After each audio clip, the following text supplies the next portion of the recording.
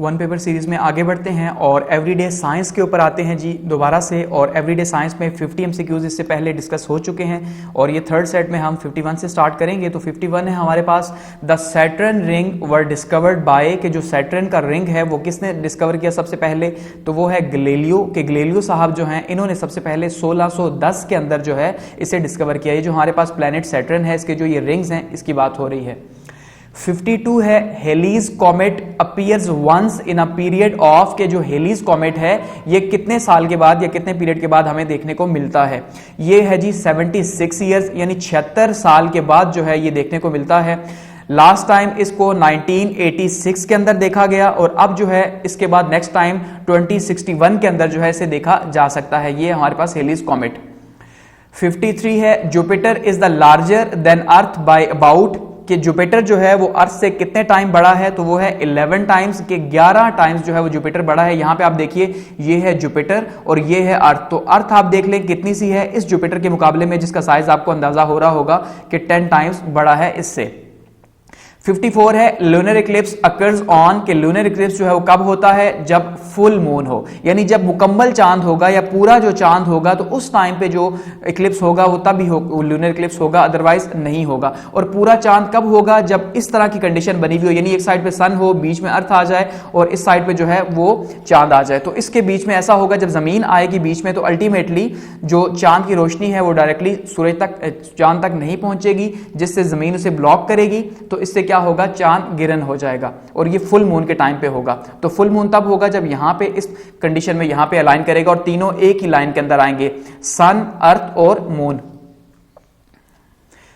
55 है which one of the following planets take the same number of days for rotation and revolution, कि कौन से planets हैं जो सेम जो है, तो फिलहाल तक ऐसा तो कोई सेम नहीं जो कि एक ही जैसे रेवोल्यूशन और रोटेशन का टाइम लेते हों, लेकिन जो हमारे पास वीनस है इसका हमें सबसे कम गैप दिखाई देता है यहां पे, कि ये 243 डेज जो है वो लेता है एक रोटेशन कंप्लीट करने में और इसी तरह से 224 डेज लेता है एक रेवोल्यूशन में। तो वीनस हमारे पास जो है वो तकरीबन हमें सेम दिखाई देता है।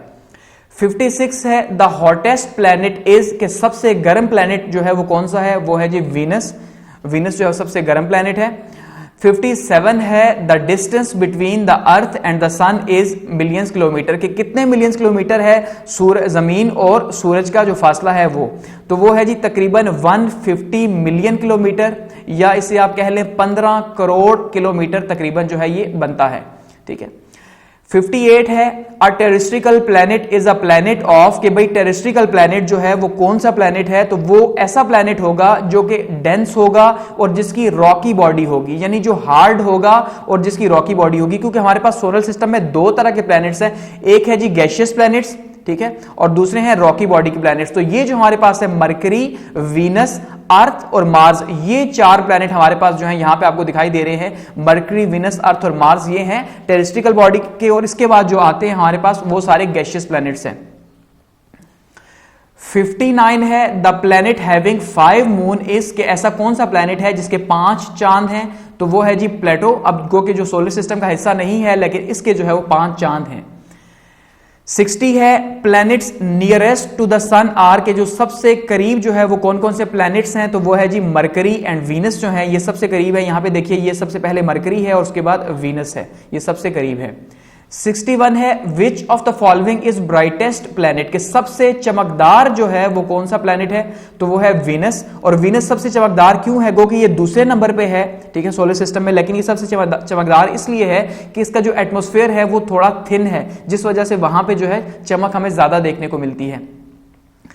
62 है the orbit of planets around the sun और of the satellites around the earth can be, कि जो ऑर्बिट्स हैं सन की जो हैं या जमीन के जो हैं वो किस तरह के हैं, वो हैं जी सर्कुलर और इलिप्टिकल। अब इसको जरा समझिएगा कि इसका क्या कहना चाह रहा है।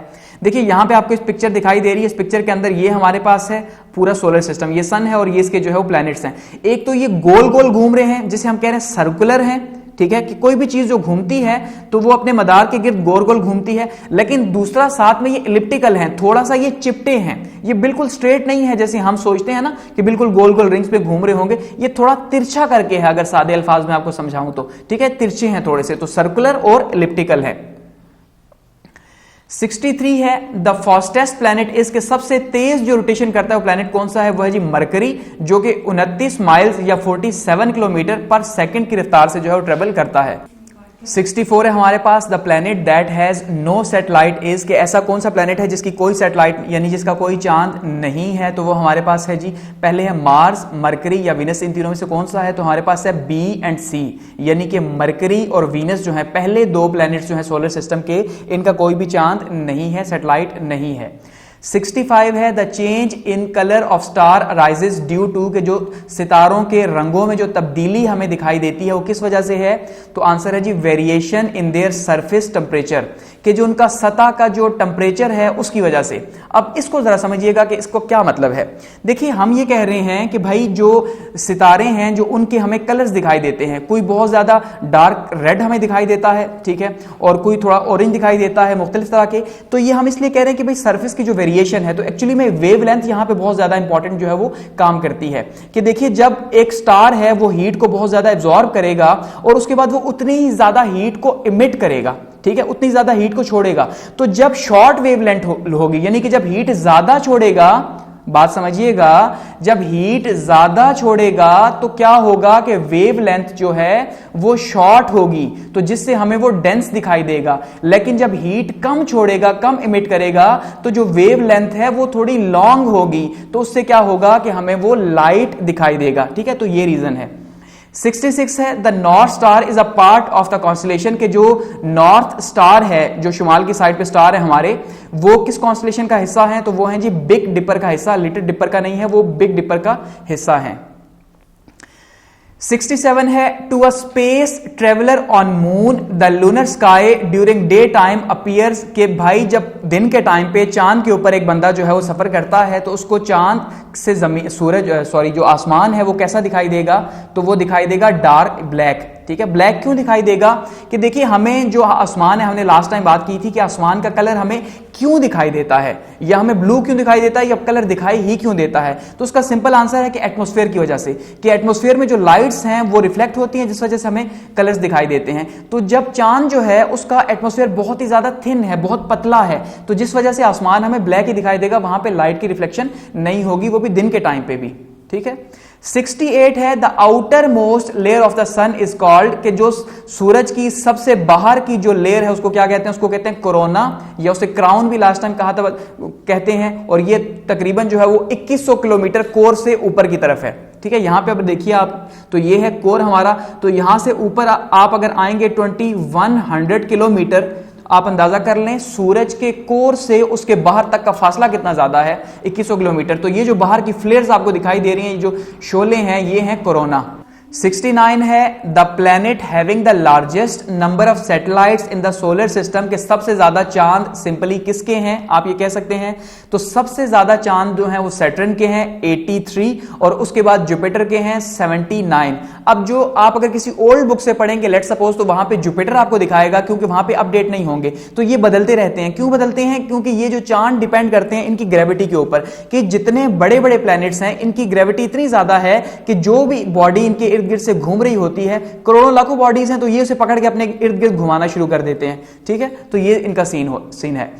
70 है an observer at a point on the earth where only the penumbra region of the moon's shadow will move part will be observe, कि भाई जब एक बंदा जो है वो चांद का कुछ जो है वो रीजन देखेगा, शैडो देखेगा मून का उस रीजन के ऊपर, पेनम्ब्रा का मतलब होता है कुछ हल्का इलाका जो है वो उसे नजर आए, शैडो किया हुआ, सारा नहीं। सम टाइम आपने देखा होगा कि धूप और बादल दोनों आए हुए होते हैं, तो आप देख रहे होते हैं किसी जगह पे शेड पड़ रहा होता है, कहीं पे धूप आ रहा होता है, अक्सर आपने एक्सपीरियंस किया होगा। तो ये उस तरह का जो है ये हमें नजारा देखने को मिलता है। तो कहता है ये कौन सा है, तो ये है पार्शियल सोलर इक्लिप्स, कि जब पार्शियल होगा, वो कंप्लीट नहीं होगा, तो उस कंडीशन में हमें एक खास रीजन के अंदर जो है ये सोलर इक्लिप्स देखने को मिलेगा। यहां पे इस पिक्चर के अंदर देखिए तो हमारे पास 3 तरह के सोलर इक्लिप्स होते हैं। एक है पार्शियल, ये जो आपको आधा हिस्सा दिखाई दे रहा है, जो एक खास थोड़े से एरिया के ऊपर होगा। दूसरा है एन्युलर, एन्युलर वो है कि जब चांद जो है वो एक ऐसी कंडीशन के अंदर हो कि वो बहुत छोटा हो जाए, तो वो जब जमीन के आगे या सूरज के आगे आएगा तो वो बहुत ही छोटा सा उस पूरी सूरज की डिस्क को कवर नहीं कर सकेगा, जिससे वो छोटा दिखाई देगा और सूरज बड़ा दिखाई देगा, ठीक है। और तीसरा है टोटल। अब ये मैं ज्योग्राफी में एक्सप्लेन कर चुका हूं, इसलिए यहां पे ज्यादा डिटेल में नहीं जाऊंगा। तो दूसरा टोटल जो है उसमें क्या होगा कि उसमें चांद का साइज भी उतना ही होगा और सूरज का साइज भी इतना ही होगा। थोड़ा सा टेक्निकल ये एनुलर होता है, जिसको आपको ये समझना होता है कि ये जब ऐसी कौन सी कंडीशन है या किस रोटेशन के ऊपर ये होता है जहां पे ये छोटा दिखाई दे और ये पूरे का पूरा सूरज को कवर ना कर सके, जिससे जो है फिर वो जिस तरह का सूरज ग्रहण होगा तो वो छोटा एनुलर होगा। ठीक है, आगे बढ़ते हैं। 71 है the radiant energy of the sun is transmitted in the form of, कि जो सन की जो एनर्जी है वो रेडिएंट एनर्जी जो है, क्योंकि ट्रांसमिट रेडिएंट एनर्जी की शक्ल में करता है, तो वो किस फॉर्म में ट्रांसमिट होती है? वो होती है जी इलेक्ट्रोमैग्नेटिक वेव्स की शक्ल में। अब वो short wave versus long wave हो सकती हैं सम टाइम। ठीक है, अब शॉर्ट वेव का मतलब ये है और लॉन्ग वेव का मतलब ये है कि देखिए जब हम सर्दी और गर्मी को खास करके प्रैक्टिस करते हैं, अब सर्दियों में हम ये देखते हैं कि सूरज जो है उसकी जो वेव लेंथ है वो लॉन्ग हो जाती है, क्योंकि हम जमीन का जो फासला है सूरज से वो ज्यादा हो जाता है। तो उससे क्या है कि वेव लेंथ जो क्रिएट होती है, फासला ज्यादा होगा तो ultimately long wave length create होगी। इसी तरह से जब गर्मियां होती हैं तो फिर क्या होगा, सूरज जो है वो पास हो जाता है सूरज के जमीन, तो उससे जो वेव लेंथ क्रिएट होगी वो बहुत ज्यादा शॉर्ट होगी, इसी वजह से वो बहुत ज्यादा डेंस और गर्म होता है। 72 है the planet that lies at the outer most orbit of the solar system is, के जो सबसे बाहर का प्लेनेट है वो कौन सा है जी? वो नेपट्टून है, जो सबसे बाहर है। पहले प्लूटो था जिसे 2006 में खत्म कर दिया गया। 73 है विच of the following is the largest of the inner planets. Inner planets में से, इनर और आउटर प्लैनेट्स पहले समझ ले। इनर प्लैनेट्स वो 4 हैं जो रॉकी बॉडीज के हैं और बाकी जो हैं वो सारे के सारे गैशियस प्लैनेट्स हैं। ठीक है, तो जो पहले 4 हैं उनको कहते हैं इनर प्लैनेट्स। तो उनमें जो सबसे बड़ा है वो है अर्थ, यानी हमारी अपनी जमीन। यहां पे आप देख लिए ये सारे चारों इनर प्लैनेट्स हमें दिखाई दे रहे हैं, मरकरी, वीनस, अर्थ और मार्स। ठीक है, तो ये हमारी अर्थ जो है सबसे बड़ी है। 74 है टाइड्स आर द हाईएस्ट, कि टाइड्स जो हैं, जो लहरें पैदा होती हैं समंदर के अंदर, वो सबसे ज्यादा हाईएस्ट कब होंगी? वो तब होंगी जब सूरज, मून एंड अर्थ एक ही लाइन के अंदर होंगे। ठीक है, यानी कि ये सन है, ये मून है और ये अर्थ है। जब ये एक लाइन के अंदर होंगे तो इनकी ग्रेविटेशनल फोर्स जो है वो बहुत ज्यादा बढ़ जाएगी, तो जिससे क्या होगा कि टाइड्स बहुत ज्यादा हाई होंगी।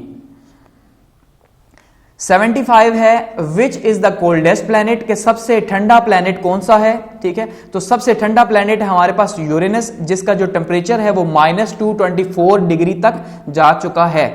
उसके बाद है हमारे पास नेपच्यून, जिसका है -214 डिग्री सेंटीग्रेड। 76 है asteroids have their orbits between the planets, के जो एस्टेरॉइड्स हैं, जो बड़े बड़े पत्थर हैं, चट्टानें हैं जो कायनात के अंदर घूम रही हैं, उनका एक खास किस्म का बेल्ट भी है। ठीक है, वो बेल्ट कहां पे है? वो है मार्स और जुपिटर के बीच में। ठीक है, यानी जो यहां पे आप देखिए तो ये है मार्स और ये है जुपिटर। ठीक है, तो मार्स और जुपिटर के बीच का ये जो हिस्सा है, ये सारे का सारे जो आपको छोटे छोटे डॉट्स दिखाई दे रहे हैं, ये एस्टेरॉइड्स हैं, तो इसको एस्टेरॉइड बेल्ट कहा जाता है। बड़ी बड़ी चट्टानें हैं ये जो कि घूम रही हैं यहां पे।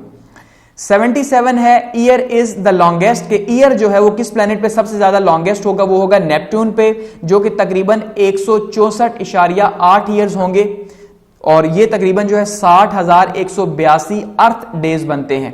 ठीक है, अच्छा। 78 है the bright heavily body with a long luminous tail is called, कि जो दुम वाला जो सितारा हमें नजर आएगा बड़ी बॉडी के साथ वो होगा अ कॉमेट या दुमदार सितारा।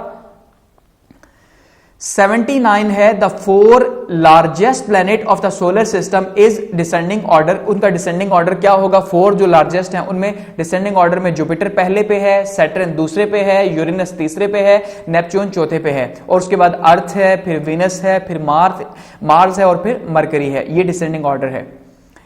80 है on which of the following planets of the solar system does the sun rise in the west and set in the east, कि ऐसा सोलर सिस्टम में कौन सा प्लैनेट है जिसमें जो सूरज है वो मगरिब से निकलता है और गुरूब जो है वो मशरिक में होता है, यानी उल्टा हो रहा है। जमीन पे क्या हो रहा है? मशरिक से निकल रहा है मगरिब में, तो ये कह रहे हैं मगरिब से निकल के मशरिक में कौन सा है? तो वो है वीनस, कि हम मानते हैं कि भाई क़यामत जब आएगी तो सूरज क्या होगा? मगरिब से निकलेगा, तो वीनस में ऑलरेडी जो है वो मगरिब से निकल रहा है और मशरिक में गुरूब हो रहा है। 81 है the first satellite was launched by, के जो पहला सैटेलाइट है वो लॉन्च किया जी किसने? यूएसएसआर ने या सोवियत यूनियन ने लॉन्च किया था कोल्ड वॉर के टाइम पे, अक्टूबर 4, 1975 को। और स्पॉटनिक 1 जो है इसका नाम था, ये जो सामने आपको दिखाई दे रहा है।